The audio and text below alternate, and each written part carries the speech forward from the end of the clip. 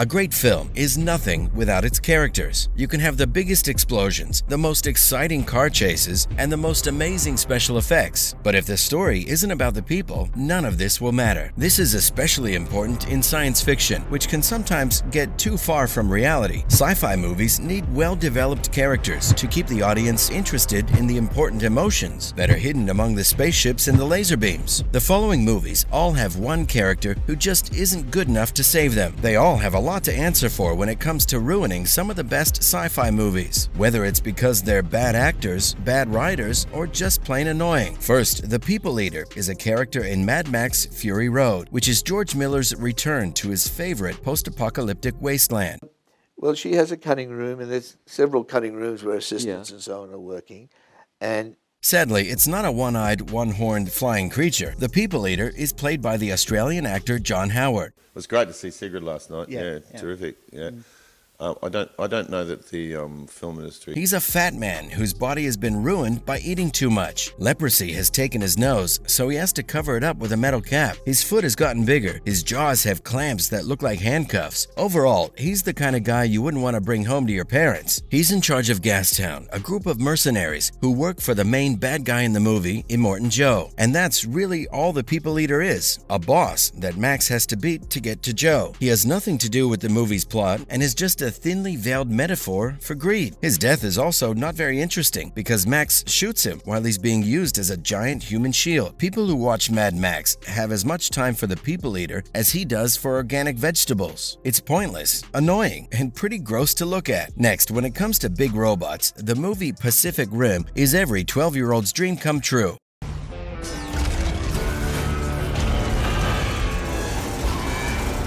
It's about big mech suits fighting big monsters in the middle of the ocean. Sheer juvenile bliss. Critics liked the movie, and it did well enough to lead to a sequel and an anime show. All of this happened even though the main character was one of the most boring in the history of science fiction. Raleigh Beckett is the main character of the movie. He's a former mech pilot who is called back to help end the war against the kaiju. Fans of Sons of Anarchy will recognize Charlie Hunnam as Jax Teller, the character he plays in the show.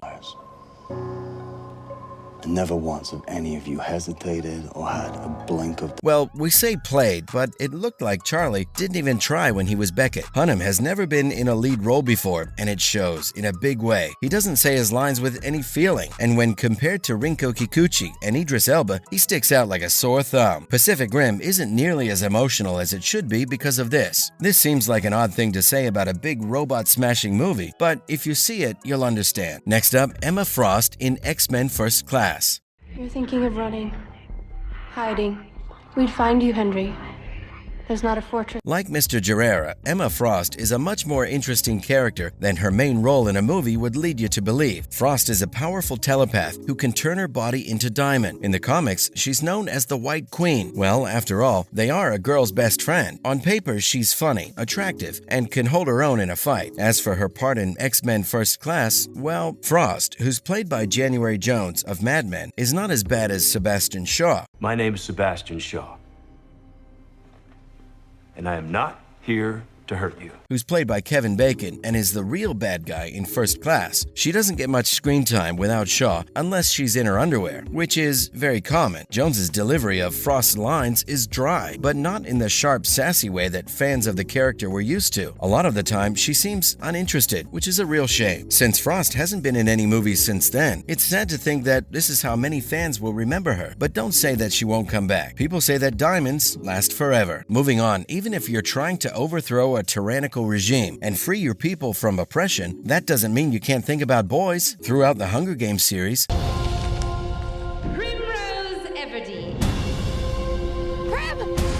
Katniss Everdeen has this attitude as she tries to decide which hot guy she wants to end up with. Will she choose Gale, Thor's rugged and attractive brother? Or she might choose Peeta, who, well, he's just there. Or John Hutcherson is a nice guy, and so is Peeta Mellark, who he plays. He paints and bakes, and his hair is nice and wavy. Or pretend like Katniss is in love with me and everything's fine and happy, when in reality, it's actually really hard for Peter. So it's nice. But man, he's a waste of time. In the second movie, Catching Fire, when he's sent back to the Hunger Games, he gets stuck in a fog, attacked by monkeys, and shocked by the force field around the arena. Peter, you knew that was there. You've been here before. His lack of skills kills a lot of people, including poor Mags. During the Quarter Quell, he's a total liability, and Katniss and Finnick are the only ones who could have saved him. Peter, go back to your bread. This isn't for you. Next up, Katie Holmes can act well. Her roles in Dawson's Creek and Pieces of April show that she can play interesting people.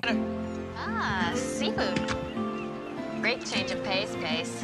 Was that a note of disgust? But you wouldn't know that if you'd only seen her in Batman Begins as Bruce Wayne's generic love interest. Rachel Dawes is one of Bruce's oldest friends, and she's also a district attorney. This makes her the perfect person to add to his life as a civilian and as a crime fighter. But she does a terrible job at both, being very boring to watch and acting like she doesn't know Bruce at all. But as we've already said, Holmes isn't to blame. In Christopher Nolan's first superhero movie, Star Wars and Space Odyssey 2001.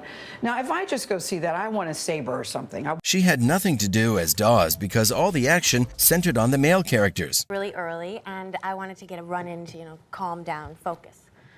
Well, it was really dark. She was also dating Tom Cruise at the time. Really? Yeah. I mean, I land in fields and I just land in people's yards.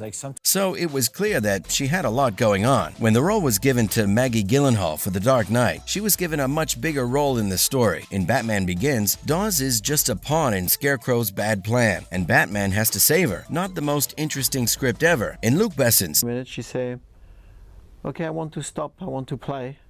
I said, what do you mean, to play? 1997 sci-fi action movie, The Fifth Element, Bruce Willis tries to find some magical rocks that will save the Earth from Gary Oldman. It's not as bad as it seems. Why, oh why then, does a movie like this need a scene? For example, Leon is a good example. I have a first version, the long version, in fact, in which Chris Tucker, playing a talk show host who sounds like Prince, walks down a hallway and talks for 2 minutes straight. In the future world of The Fifth Element, Ruby Rhode is a famous person in the media. She works with Bruce Willis's character, Corbin Dallas.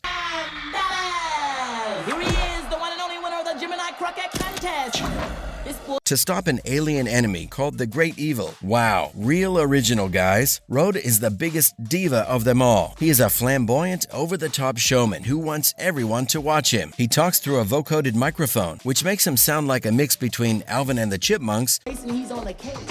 Yesterday's frog will be tomorrow's prince of Frost. and a speak and spell. In short, he is really annoying, which would be bad enough if he was only in one scene, but he stays around for the rest of the movie, making us mad just by being there. Today, The Fifth Element might be a cult favorite, but this one over-the-top performance very nearly ruined it. Which character do you believe was the worst from the list? Comment below.